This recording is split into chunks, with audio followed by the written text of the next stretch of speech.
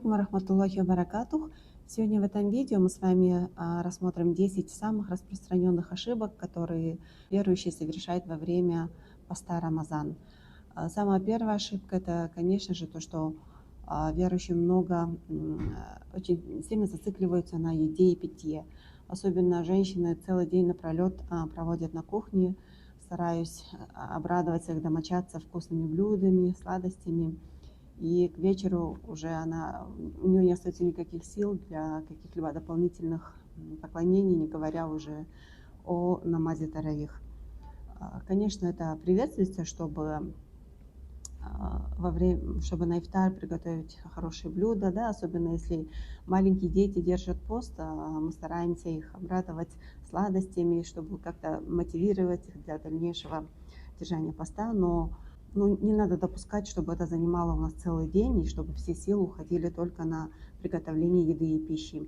И сюда же относится такая ошибка, что во время ифтара постящийся старается очень много поесть, восполнить то, что он целый день голодал, да, или во время сухура он съедает двойную порцию, чтобы не стать голодным целый день. И, конечно, это вредит здоровью, нарушает пищеварительную систему, и это приводит к вялости, к лени и ограждает человека от совершения дополнительных молитв и поклонений.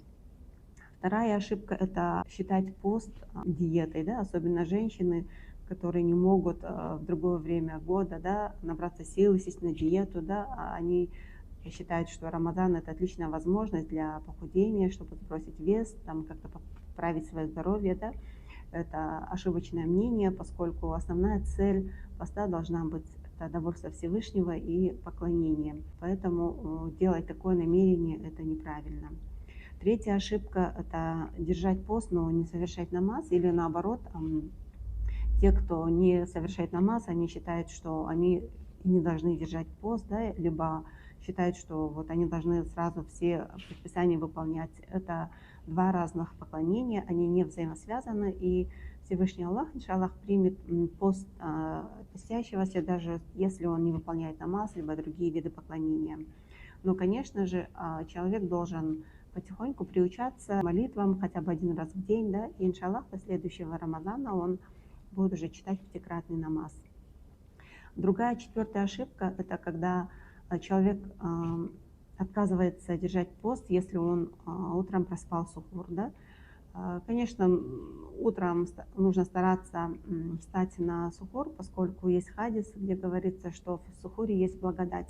Но если по каким-либо причинам вы не смогли этого сделать, да, проспали, то не надо отказываться от поста в этот день, поскольку в хадисе Бухари говорится, тот, кто пропустит без уважительной причины хотя бы один день из месяца Рамадан, то он уже не справит это, даже если будет поститься целый год.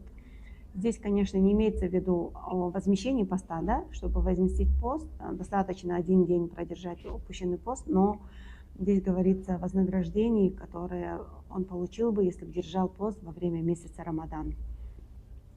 И пятая ошибка – это продолжать совершать греховные деяния, продолжать совершать свои плохие привычки во время месяца Рамадан. Если верующий продолжает совершать грехи во время поста, то есть он, будучи постящимся, не перестает обманывать, лгать, говорить плохое о другом человеке. Если он нарушает права верующих, то он от Рамазана не получает пользу, кроме как голода и жажды, поскольку в хадисе Бухари говорится, тот человек, кто продолжает обманывать других во время поста Рамазан, Аллах не нуждается в его отказе от еды и питья.